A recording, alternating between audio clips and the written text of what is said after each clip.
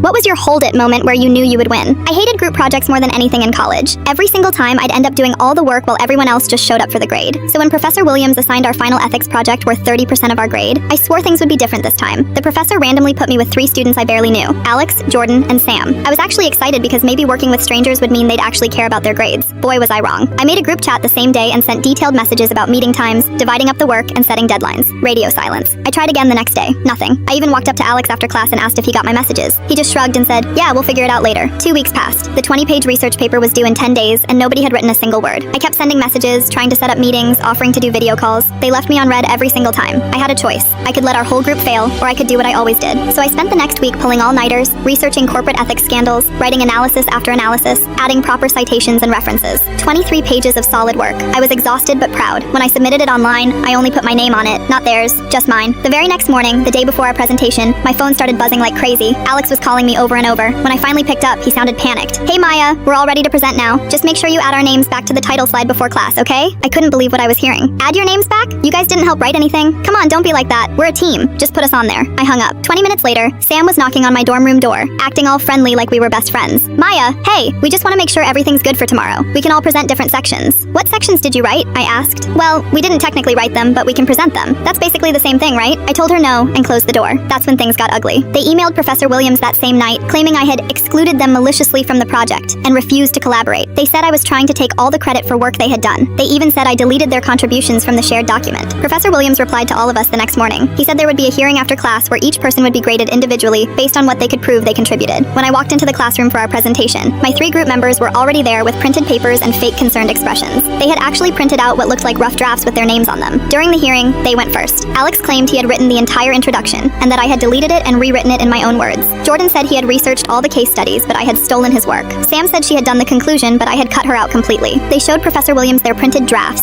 and acted like they were the victims of some terrible injustice. They even teared up a little bit, talking about how unfair it was that their hard work was being stolen. Professor Williams looked confused and a little upset. He turned to me and asked what I had to say for myself. That's when I said it. "Hold it." I reached into my backpack and pulled out a thick folder I had prepared. I handed it to Professor Williams and watched his eyebrows go up as he started reading. First, I showed him screenshots of every message I had sent to the group chat, dozens of them over 3 weeks, all unanswered. Timestamps showing I had messaged them at different times of day, even late at night, trying to coordinate. Then I showed him the edit history from Google Docs. Every single change was made by my account. Every paragraph, every citation, every edit, all me. The document showed that I was the only person who had ever opened the file. But that wasn't the best part. I pulled out my phone and showed Professor Williams a screen recording I had made the night before I submitted the paper. It showed me scrolling through the entire document with timestamps proving when it was created and by who. 2 days later, the grades were posted. I got a 98%, points only taken off for a minor formatting issue. The other 3 got zeros and academic misconduct notices that would stay on their permanent records.